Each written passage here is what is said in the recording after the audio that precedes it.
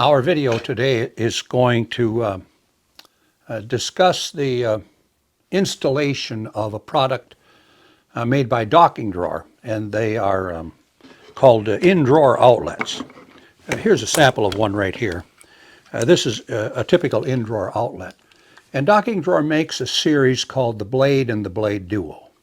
This one would be the Blade. Well, evidently the reference to the Blade has to do with that cable management section right there. So this is the Blade, and it has one fixture on it. And then there's the Blade Duo, and then instead of having just one fixture, there's two. So that's why they say Blade and Blade Duo.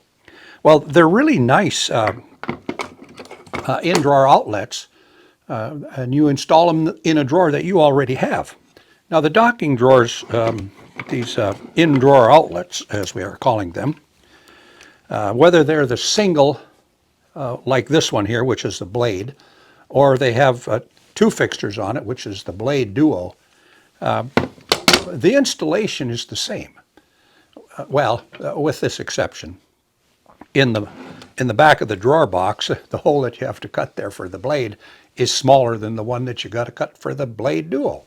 Otherwise, they take the same specifications for installing whichever one you're using. The installation instructions that we're talking about in this video apply to two drawers. The shallow drawer in a horizontal application and a tall drawer in a horizontal application. The shallow drawer is only 3 inches on the inside. That's what they consider shallow. Now the tall drawer is 4 inches and up.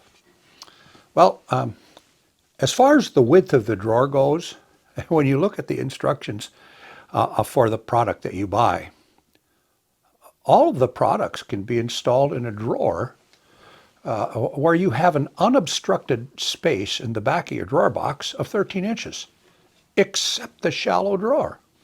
So you might wonder why in the shallow drawer do they specify 15 inches? Well, I'm going to show you that because it's pretty hard to make it work in a shallow drawer if you're using undermount drawer slides. If you have side mount drawer slides, the 13-inch specification is going to work in a shallow drawer. But the undermount drawer slide gives you some problems. Let me show you that.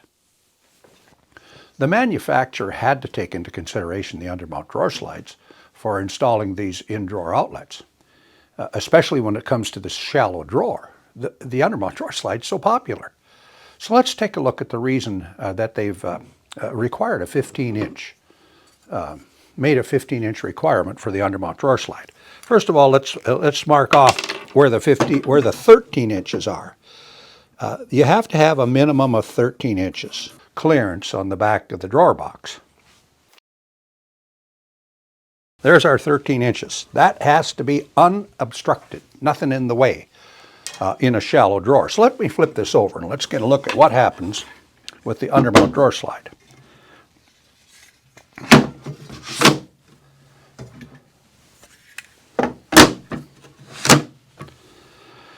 So now let's flip this back so you get the orientation. There's our drawer.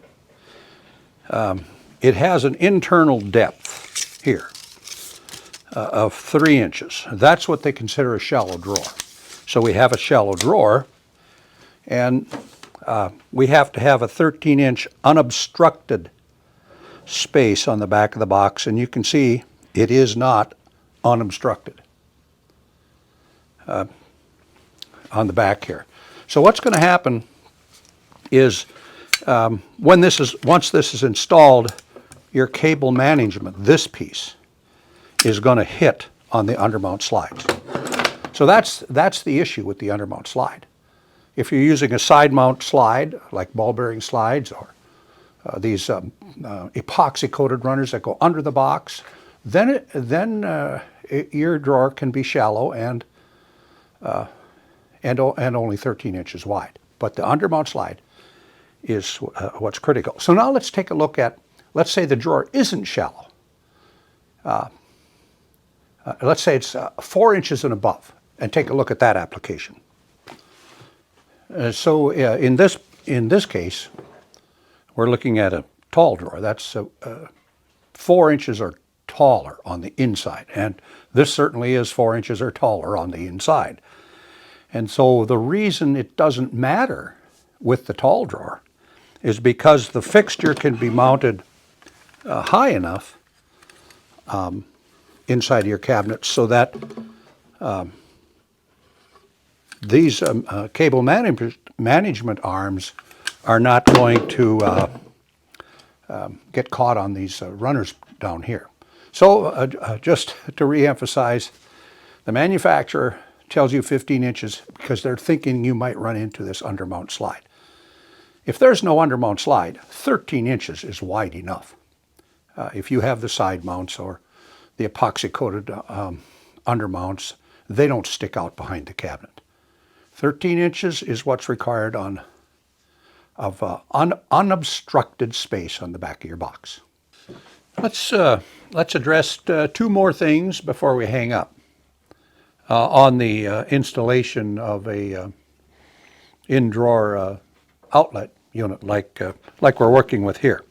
One thing is that there is a requirement at the back of the drawer box here.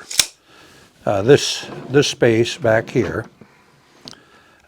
needs to be a minimum of 2 inches. That's just physically how much space this cable management arm and the fixture need in the back of the box, 2 inches. The other thing that you're limited by with this fixture, the docking drawer, the unit, is that your cabinet cannot be deeper than 24 inches front to back. That's the maximum. And that, again, is because of this cable management arm. So, 2-inch space behind the drawer box and a maximum depth on the inside of the box of 24 inches.